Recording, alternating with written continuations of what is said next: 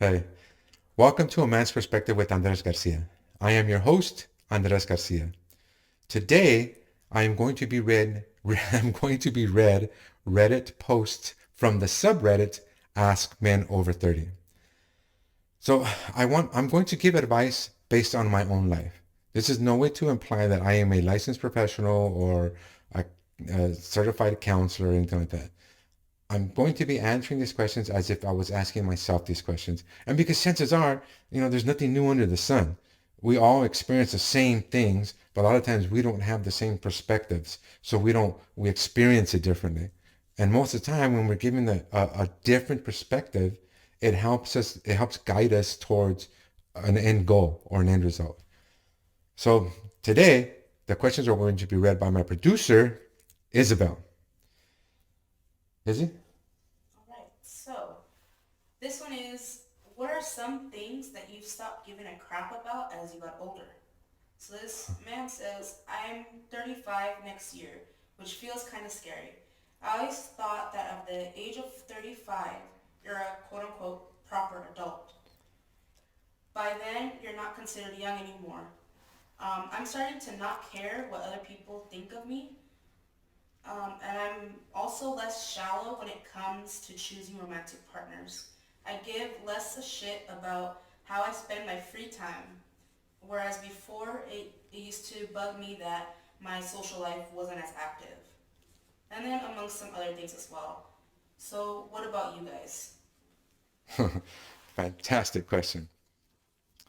That not giving a shit feeling, it's called maturity. It's called growing up. Um, as we get older, we recognize that some things are just not important.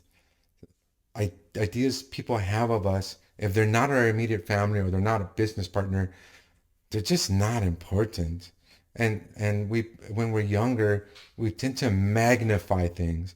We tend to feel like, oh, if they don't think right of me, it's like we take it almost like an insult. And it in the grand scope of life, very little matters.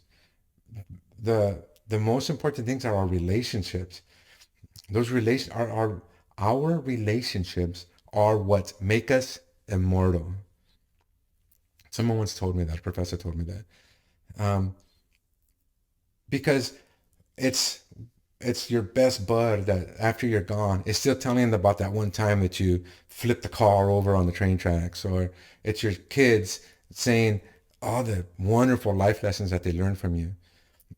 People keep talking about you even after you're gone. Look at Michael Jackson, Marilyn Monroe. We keep talking about all these people. Those like the easiest to see. But people are going to keep talking about you after you're gone, and what they say is what's going to keep you alive even after you're gone. So not giving a shit anymore is perfectly normal, and it's a sign of maturity because now you're able to focus on the relationships that matter most. And like you said, not the superficial ones, not the ones that are based on empty motives or empty ideas. Now you're going to start to focus on relationships that really do matter. Your immediate family, your extended family, your best friends, your business partners, the people that you help. Because remember, doing good for people makes us feel the best. So keep doing that. I would keep doing that. I do keep doing that, and the people I know, the men that I know in my life, do that. Um, and as you get older, like for me, there's very little now that I really care about. The four or five things that are the most important to me are the relationships in my life. And I live my life in the betterance, if that's even a word, but the betterance of those relationships. So don't worry about it. It's a completely normal feeling. It's a completely normal idea. It just shows that you're maturing. It shows that you're growing up, so to say. And it's never going to change. Next year you're going to get care less about some stuff, and the following year it's going to be less and less. You're going to always, every year that goes by, every day that goes by, you're going to whittle down what you care about. And that whittling down, if you do woodwork, you know what whittling is. That whittling down will give you a finished product that's going to be just magnificent. That means your life is going to be magnificent. Your relationships are going to be magnificent because you're going to put energy into them. You're going to put effort into them. You're going to put emotion into them. You're going to put the most important emotion into them, which is love. So keep accept that feeling and keep it going. Make your life better because it is going to make your life better. Learn to focus on what's important, the relationships in your life, the people in your life. Make their lives better, and in turn, your life will become better. So keep it up. That you're 35 and you feel this already. It's phenomenal. It's a great thing. So keep it up. Wonderful question. Thank you. So first one is how do I deal with feeling inferior to other men? It says, I grew up in an abusive household with no father figure. So, and I'm not using this as an excuse, but at the age of 32, I have realized that compared to other men, I am at a huge disadvantage in society. Most men, if not most men, are taller than me, stronger than me, have better charisma and character. The only thing I feel that I may have that gives me somewhat of a chance in society is my slightly above average ability to plan and my work ethic. Outside of that, I lose to other guys every time. Dating is difficult at my age because there are so many guys who have advantages over me in all the areas that society cares about. It's the reason I can't even maintain a relationship with a woman because there is always a guy who's better right around the corner. And I don't know anything about cars, sports, tools, or any of the stuff that makes a man attractive. Not just romantically either, but as a person, somebody enjoys being around and can depend on. And then he goes on to say that he just feels like his mental health is being affected greatly, and to the point where he's starting to question that to continue his own life. He's desperate for any guidance or any advice that you can offer. Anything would be appreciated. Wow, it's a really deep question. Okay, first, if you ever get to the point where you feel like you're going to take some negative action towards yourself, call somebody. Every city has the 911 system, obviously, and there's also, like for LA County, there's a 211 system.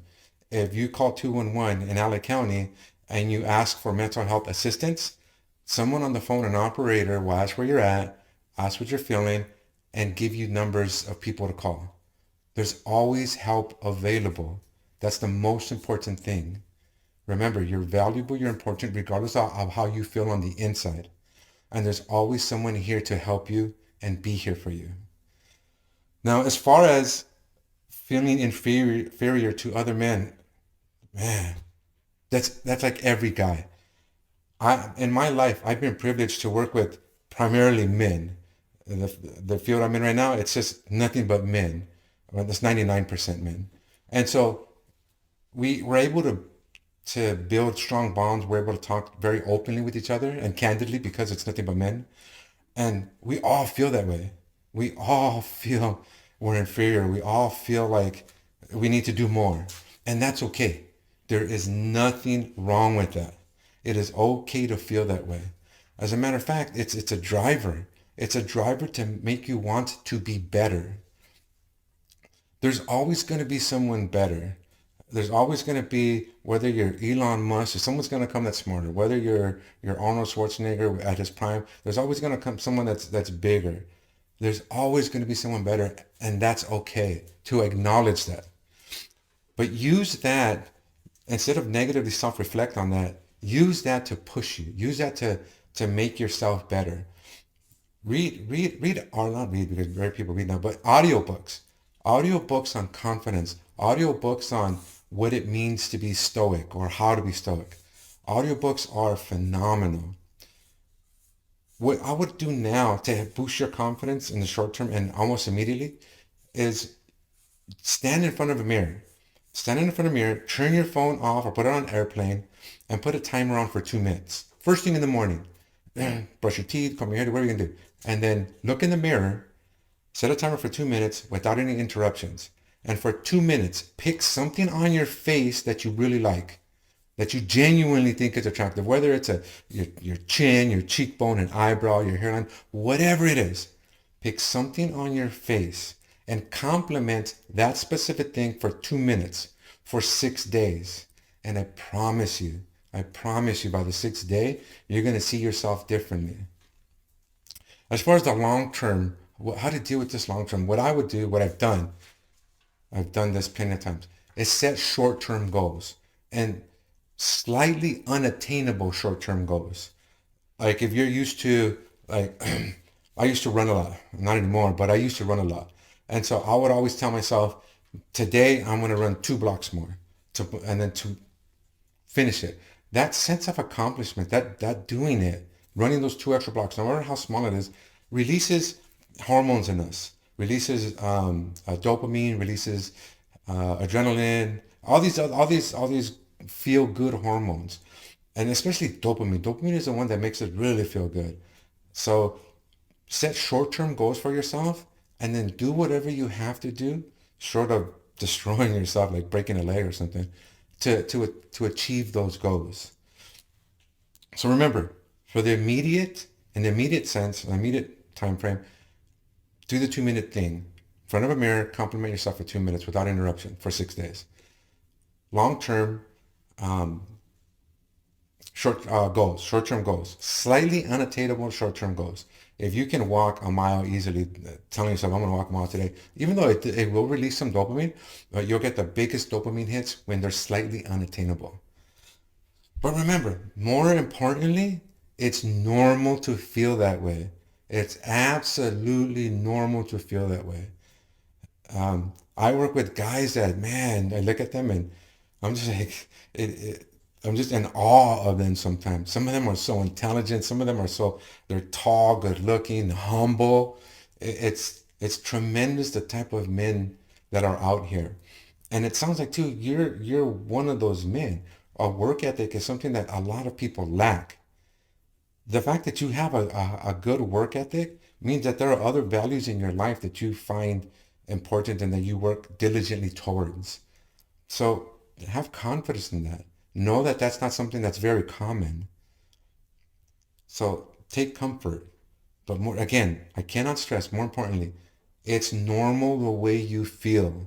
Do not sit there and beat yourself up over these feelings because it's absolutely normal. And remember, if you're feeling like you're going to do the harm to yourself, call 911. Or if you're in LA County, you can call 211 to get immediate mental health assistance. And I'm sure whatever city you're in, there are systems in place to help you like that. Call a brother, call a friend, but call somebody. Never tell yourself that you can overcome this alone, because we cannot. Alone, if we go through life alone, where it's going to be really hard to be successful. We get through this life together, and it's together that we become whatever it is you're trying to be: wealthy, independent, intelligent, wise. But it's together that we do it. Remember that. It's very, very important. But good question. Okay, so this one comes from the subreddit Ask Men Over 30. It says, dudes 45 and up, do you ever feel like your old selves, pun intended, or is this the new normal? I turned 45 this summer, and the last couple of years were insane with, well, so I'm guessing he means COVID. Okay. I put my hobbies and goals aside to finish up a career, and 2 years later, I feel kind of hollow.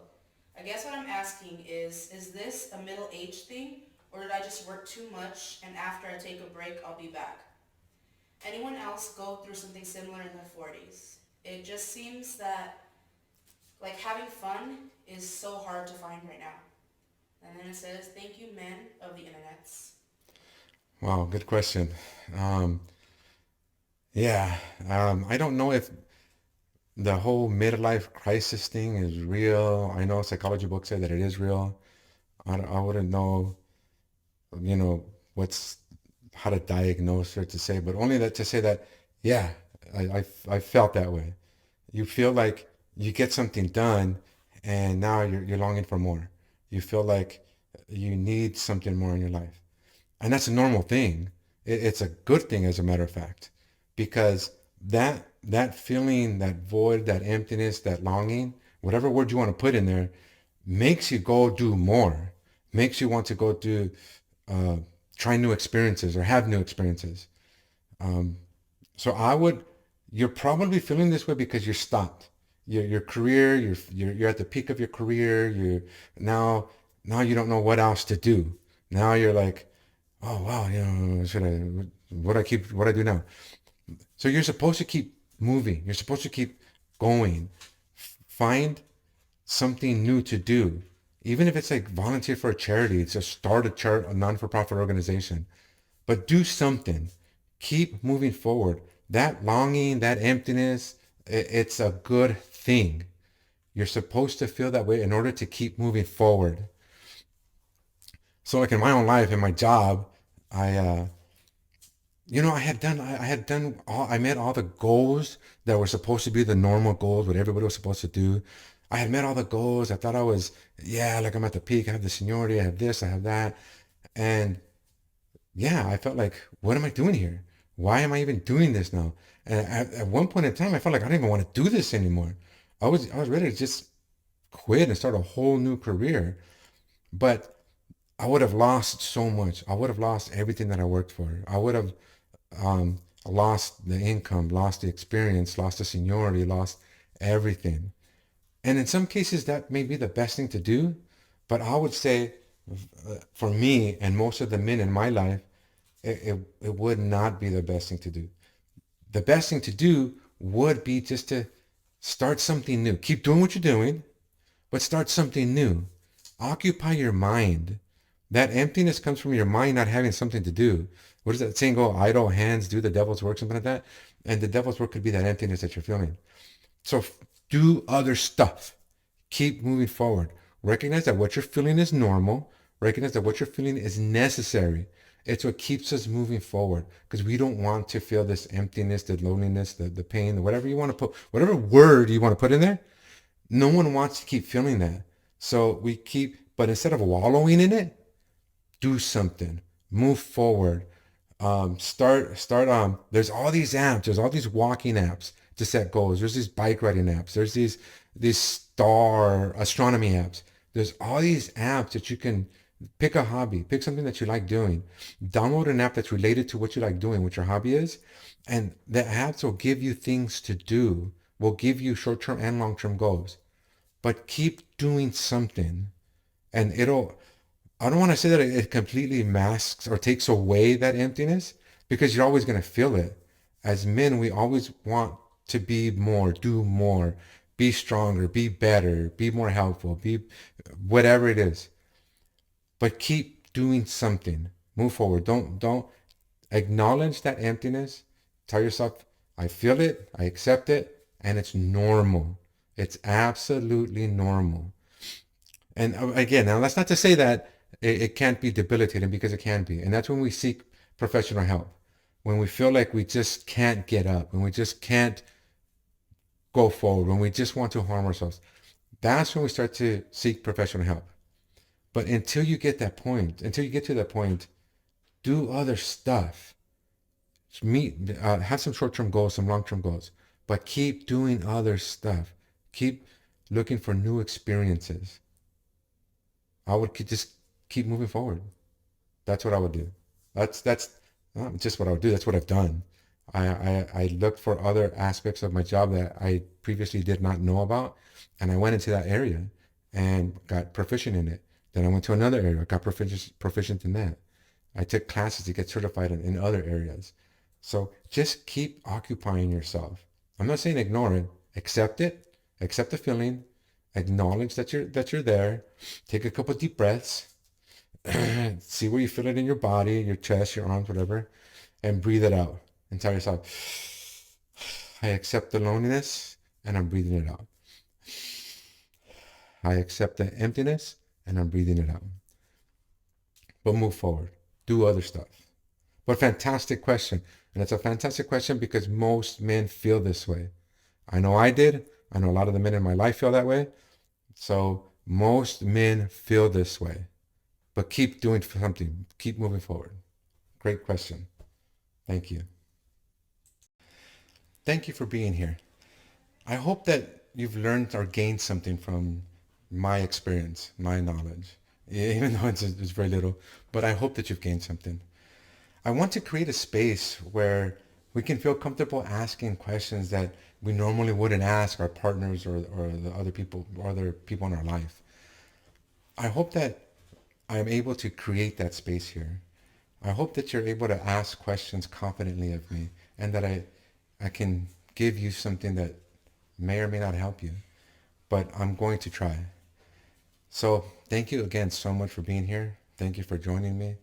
And if you've liked it, if you've gained something, please subscribe. I would appreciate that. Thank you.